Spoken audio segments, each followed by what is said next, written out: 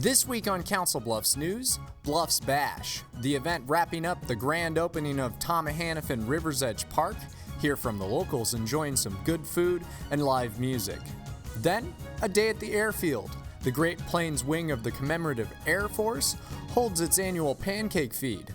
Find out why the event is so important to the community. And Bluffs News takes you inside the Squirrel Cage Jail to uncover the mystery of a room that's been sealed for decades. That and more, all in this week's Council Bluffs News.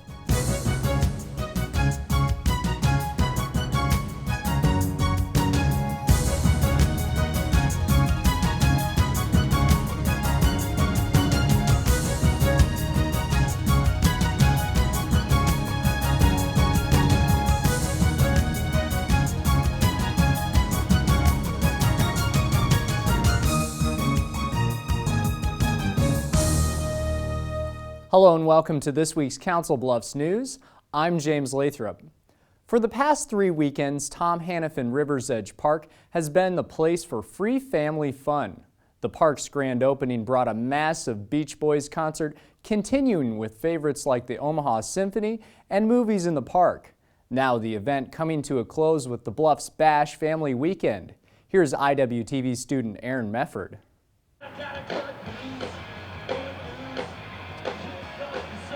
Beautiful. I think it's wonderful. We were here a year ago with all the floods, so it's nice to see.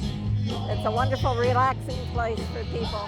It's nice and I don't know, it has a fresh feeling, but I like how you can just come over from Omaha and just walk across the bridge and come over, and Omaha doesn't have anything as far as like an area to have concerts right on the river. I think it's wonderful. They've beautified it down here for sure, compared to what it was several years ago. First time down here, it's beautiful. I've seen it from the bridge a lot. I'm glad to be down here and see what it looks like. I really like it.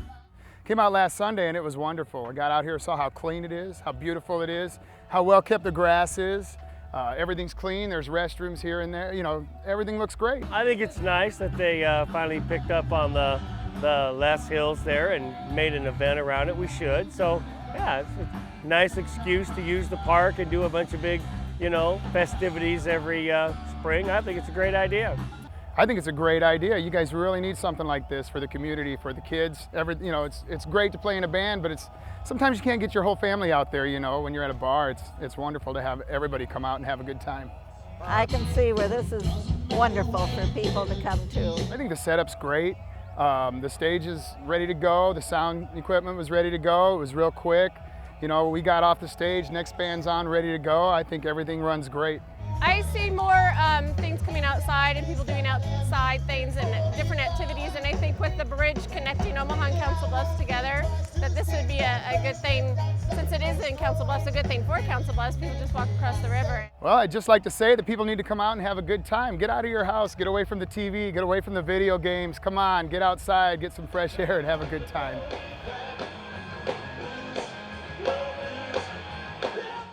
The grand opening celebration has come to a close. However, the Great Lawn Display occurs every night. The 8-minute presentation runs every half hour. A little-known place here in the metro holds some big history. The Council Bluffs Airport opens its doors for the annual fly-in and drive-in open house Saturday, June 1st. Marie Zeitner shows us around. Pancakes and planes don't always go together, but they do here at the Council Bluffs Airport. Partnering up with the Pancake Man, the Great Plains wing of the Commemorative Air Force raises money for its museum on June 1st. The biggest thing is just to get the word out, to let people know that we're here. We are the best kept secret in Southwest Iowa. A secret the wing is trying to make known, as it relies on support from the community to keep its historic museum at Council Bluffs Airport open. And it's really good for the community, for people to be able to come out and see World War II, World War I era airplanes, for them to see the museum and get a little taste of history. That's what fills the walls and even the ceiling as people donate old memorabilia to put on display. Everything in the museum has significance to someone. And everything is on display from uniforms to pictures and even parts of planes. There's a lot of history and a lot of memories down in the museum. Also known as a flying museum, it's home to 2 old fighter planes, including a P-51 Mustang flown in World War II that's still active. Flies several hundred hours a year. Jeff Hutchison works on the plane and enjoys hearing the stories of veterans who have flown in it. We still get World War II veterans coming through, and it's just great to talk to those people. You get to hear a lot of different stories from some of the older people, from when they were pilots or in the military, different things like that. It's a history lesson that can't be learned in the classroom. You can look at history textbooks and you can see like the general story, but you can't really get that hands-on, that first-person experience that you can when you talk to people. Bringing us back to this event, the annual fundraiser, making sure opportunities like this continue to arise. For your Council Bluffs News, I'm Marie Zeitner. Admission to the museum is free and open in the spring, summer, and fall on Wednesday nights from 4 until 9, Saturdays from 8 a.m. until noon, and Sundays from noon until 4 p.m. You can also make an appointment by calling the airport at 712-322-2435.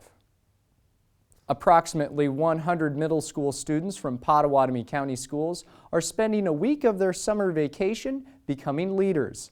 Marie Zeitner gives us an inside look at the first day of activities. Now everybody get over here. From fancy footwork to tricky teamwork, students from the Council Bluffs area are working together for a common goal. Right now we're learning about teamwork and how to work together. The Southwest Iowa Leadership Academy hosts a 4-day camp at the Iowa School for the Deaf. Each day brings a different activity where students entering the 8th grade acquire leadership and communication skills. It's a really good way to learn different leadership skills, and it's just been fun, and it's fun to help other people learn it too. Some of the activities for the first day include guiding a blindfolded partner, rolling a ball through a Velcro maze, and the all-around favorite, filling a trash can that has holes in it with water. You really have to work as a team, and if you don't cooperate really well, then it's not going to work out very well. And the skills learned seem to stick with the students. A large number of sophomores in high school come back each year to help run the activities. And I love the sophomores that come back. Olivia Overholzer says the Leadership Academy is an experience she won't forget. I enjoyed being able to grow and learning new things and meeting new people. It's really thrilling for me to be a part of it. Although the students come from different school districts and may not know each other, that didn't work out very well. They're still able to find success. We're using teamwork and communication to try and accomplish these things. And after completing the 10 group activities, the sophomores asked the campers questions about their experience. They need to think and reflect on what they've done and how they've been able to accomplish each of the tasks. And overall, we did pretty well, with hopes of doing even better in the future. I think I'll be able to communicate and lead better. The Leadership Academy has hosted the 4-day camp every year since 1989. For your Council Bluffs News, I'm Marie Zeitner. The students also volunteered for several nonprofit organizations around the metro during their camp. If you'd like more information about the Academy, contact your child's school. Now for news around the Bluffs, sponsored by Mr. Ed's Flagpole Company of Council Bluffs, right off Valley View Drive between Madison Avenue and Highway 92. 5, 4, 3, 2, 1. A special day at Harrah's Casino and Hotel after many goodbyes to the Canesville Queen, the entertainment location's riverboat casino. Harrah's ushers in this new land-based casino with a ribbon cutting on Thursday, June 6th. The 25,000 square foot area, placed in Harrah's former convention center space, offers more than 600 games, including slot machines, video poker, and table games, plus a bar, gift shop, and guest services. The brightly lit single-level casino is steps from Harrah's main entrance, restaurants, and hotel lobby, sparing guests the inconvenience of the multiple levels of the Canesville Queen. Bo Guidry is the general manager of Harrah's Council Bluffs. Our old casino was 18 years old, so now it's something that's new and exciting for all of our customers in Council Bluffs. It's also really exciting for our employees. Our employees over the last several years and known this project was coming on, and so they're really excited and they're fired up. Harrah's employs over 500 residents from the metro to run the casino and hotel, and looks to keep it that way. Well, it may not look like much now, but you're looking at the newest addition to the Rails West Railroad Museum. This 1949 diner car is set to be restored in the next year and placed here with the other rolling stock at the museum. The car, donated by Council Bluffs resident Jerry Walter, is complete with a massive kitchen and two-part dining area. Rails West looks to move the car in the fall of this year and hopes to have it ready for parties and get-togethers by summer of 2014. We are going to put this in our one empty spot, redo the inside of the car, paint the outside the way it should be, and the spot I have has power. So all these requests I get through the year for birthday parties or private parties or school tours, I actually now have a place that regardless of our Iowa weather, they can go inside and eat lunch or have cake and ice cream, and I'm gonna love it. The move and restoration won't come cheap. If you'd like to donate to the Rails West to help them restore the diner car, call 712-323-5182. A summer meal program here in Council Bluffs is growing. Hunger for Happiness provides free lunches every day during the summer for students in kindergarten through 12th grade while they're out of school. And with the help of the Iowa West Foundation and the Arby's Foundation, it's expanding.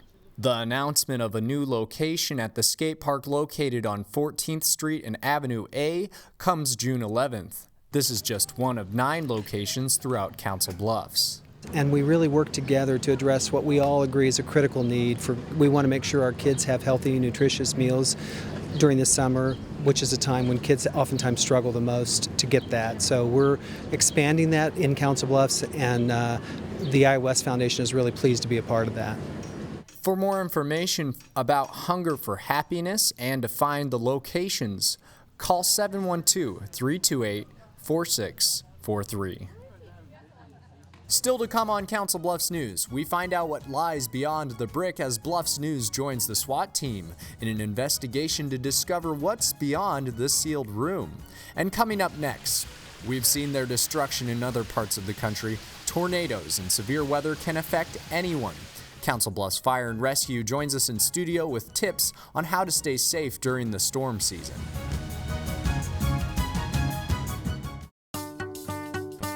What does the world need?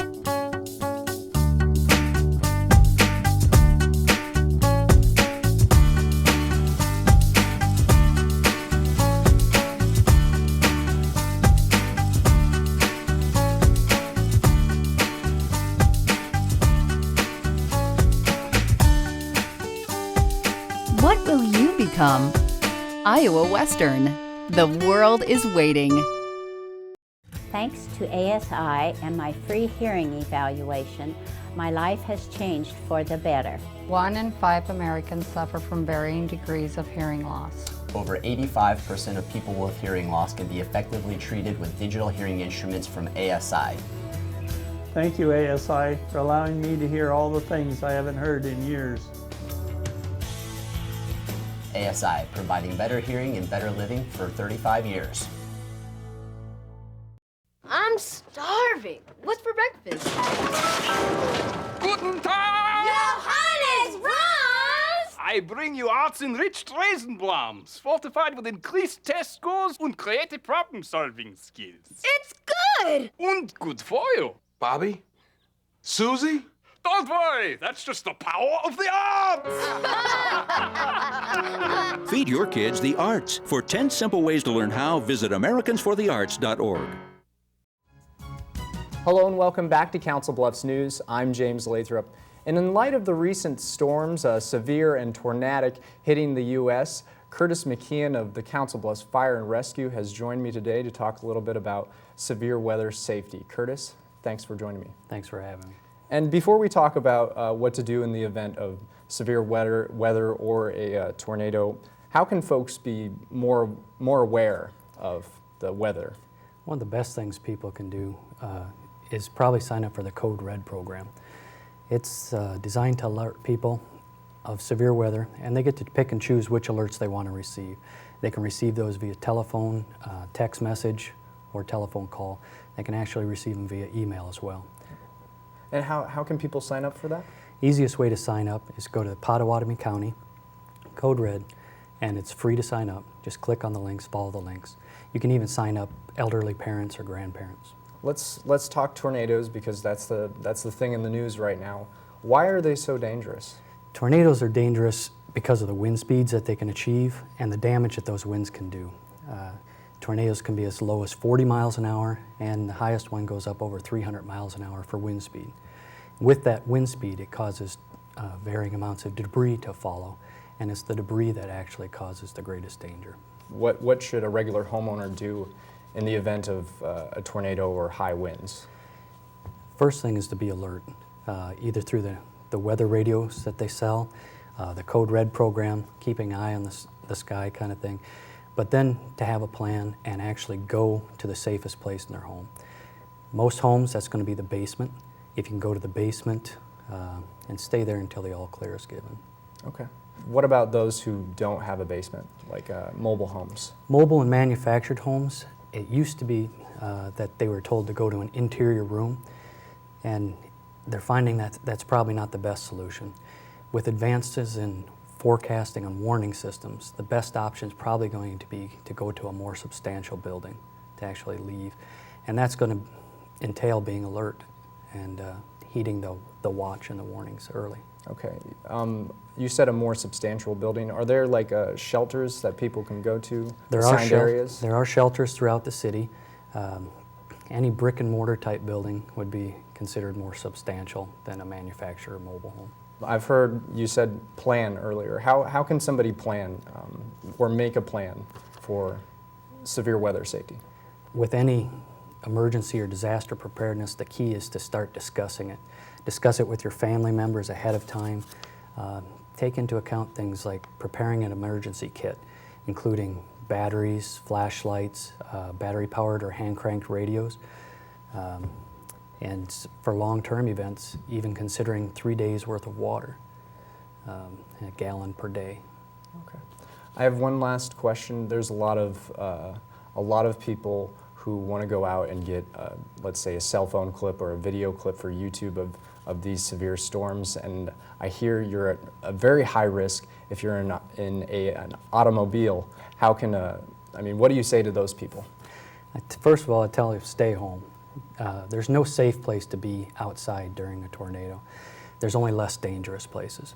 If you would happen to catch yourself in that type of a situation, if the traffic is light, travel at 90 degrees to the approaching storm and leave the area. If you get caught in debris that's starting to fly, it's very important that you pull out of the travel portion of the road, turn your flashers on, keep your seatbelt on, stay in the vehicle, and duck below the level of the glass. Cover your head with your hands, coat, shirt, whatever you have, and stay in the vehicle.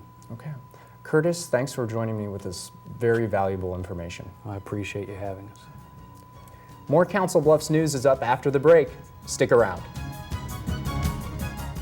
At Council Bluffs Savings Bank, our goal is to help you, your families, and your businesses grow and prosper for generations. We take pride in our community, whether it's volunteering our time or helping individuals, families, and businesses succeed. We provide you with the personal service and attention you deserve. With over 220 years of banking experience, decisions are made locally. We are Council Bluffs people operating at Council Bluffs Bank to help Council Bluffs be a better place to work and live. Council Bluffs Savings Bank, hometown banking the way it used to be. Member FDIC. At Flex Physical Therapy and Sports Medicine, our goal is to get you back to normal as quickly as possible. That's why we use techniques like our 830 laser therapy. Low-level light finds injured tissue, energizing cells to help reduce pain instantly while jump-starting the healing process. Ligaments and tissues grow stronger than normal healing, and when inflammation is reduced, it stays away. The 830 laser at Flex Physical Therapy and Sports Medicine, the therapist you know, the care you trust.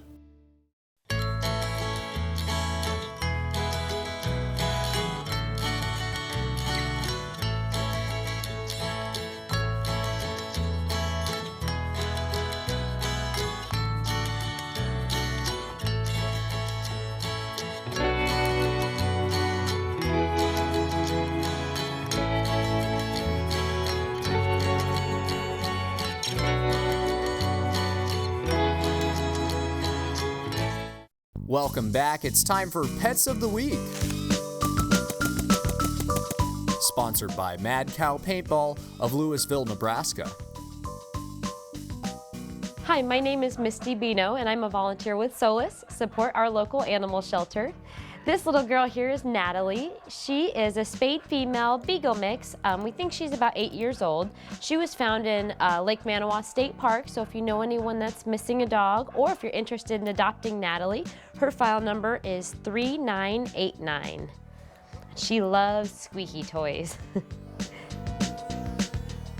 This is Mac, this gorgeous little boy. He is a neutered male cockapoo mix. We think he's about 1.5 years old. He was surrendered here, and so we know from his previous owner they claim that he is potty trained, and he has also lived around cats. So if you are looking for a great companion, Max would be the best. His file number is 4195. This girl here is Powder. She is a white domestic shorthair. We think she is about 8 years old, and she's here because her owner had passed away, and so we know that she has lived with dogs and she's pretty dog friendly. She's also front declawed, and if you are interested in adopting Powder, Solus will pay for half of her adoption fee. And if you would like to come see her, her file number is 4526. This is Sunny. Sunny is a spayed female orange tabby. We think she's about 3 years old. She too is front declawed, and she was found on 25th and Avenue B. So if you've been missing a cat, or if you're interested in adopting one, you can come down and meet Sunny, and her file number is 4580. Time now for our weekly events calendar. June 13th, come enjoy the Main Street Farmers Market and Kiss the Pig. The local Ragbri organizing committee is holding a special deal. For $20, come kiss a real pig and get a Ragbri t-shirt and a youth bike helmet. Helmets are donated by the Safe Kids Luss Hills and Family Inc. and are yours in this package deal. The market opens up at 5 p.m. Don't be late. Helmets are available only while supplies last. On June 14th in downtown Council Bluffs, come enjoy Second Fridays, the celebration of art, wine, and music. Starting at 6 p.m. at 500 Willow and South Main Street, find activities on the 100 block of West Broadway as well. Then on June 15th, get your quilt on at the Bluffs Arts Council's Quilt Fest. Starting at 10 a.m. at Community Hall, 205 South Main Street, come enjoy an exhibit of 75 quilts of traditional design. The event is free and runs until 4 p.m. Coming up on June 18th is Hitchhike. It's the second hike in the series from the Hitchcock Nature Center. The 2.5-mile hike will feature various wildflowers of the season and a then and now comparison of the Hitchcock with aerial photos. The fun starts at 7 p.m. and costs $2 a person, just south of Honey Creek on the Old Lincoln Highway. The Squirrel Cage Jail of Council Bluffs is a place of mystery and intrigue for many. One of only 4 jails like this are still standing. Now a new question arises on the subject of a sealed room on the jail's 4th floor. What is this room and why is it sealed? With the help of the Pottawatomie County SWAT team and some special toys, the secret of this hidden chamber is revealed. If you take a step inside the Squirrel Cage Jail, above the heavy steel cells, to the 4th floor, you'll find an apartment with ample space for more than 4 people. The 4th floor apartment was given to the jailer. Him and his family were allowed to live upstairs as they took care of all the inmates here in the Squirrel Cage Jail. Every room is mirrored to the other side of the building, except for one. Our blueprints and everything just call this a sealed room. We don't have any paperwork for saying when it was sealed or why it was sealed or how it was sealed. So the investigation starts with a hole, just to make sure the coast is clear. With a little help from the SWAT team. They asked for our assistance in looking into a room that they believe was walled off several years ago. And they've brought some cool toys with them as well. This pole camera is used to see inside the hole. We're able to minimize the damage, cutting a hole into the wall and using the pole cam to look in there and to see what kind of floor layout and what might be in there, if anything was in there. is round. While local paranormal groups look anxiously, the roughly 100 square feet on the other side of this wall looks mostly empty. Nothing out of the ordinary for me. I mean, I seen it looked like a bricks wall on the interior and as well as on the exterior, and blown insulation on the floor. Some of the ceiling in the room appears to be charred, leading Bergala to believe the room may have been used for utilities. It looks like it was probably a source of heating. There's some black marks along one of the walls, and then as the heating systems improved, they wouldn't have needed it anymore, and instead of heating a dead space, you just seal it off. What is that? But of course, it's all speculation, and despite ending the day with no significant findings, the adventure still enjoyed. I'm not surprised, I'm not disappointed, I'm happy. I'm glad we got to look into it. I'm glad there's a lot of people here to see it with us, and I'm really looking forward to taking the next step and opening it up and being able to use the room. Other rooms on the 4th floor are full of books, documents, and photos of Council Bluffs. The plan is to use the room in a similar fashion. Iowa West Foundation gave us a nice grant for capacity building, and so as long as this is feasible to open all the way up, we will open it up, fix the room, and turn it into archival storage. Questions remain unanswered. The when, how, and why a room on the top floor of the jail is sealed off for decades, only adding to the mystique of Council Bluffs' own Squirrel Cage Jail. Unfortunately, the 3rd and 4th floors are not open to the public. However, the rest of the jail is open to visitors Tuesday through Thursday, 10 a.m. to 4 p.m., and Sunday, 1 p.m. to 4 p.m. Thanks for watching this week's Council Bluffs News. If you have any questions, comments, or story ideas, email us at cbtv@iwcc.edu, call us at 712-325-3312, or send us a message on Facebook. You can find us at facebook.com/cbtv17. For your Council Bluffs News, I'm James Lathrop. See you next week.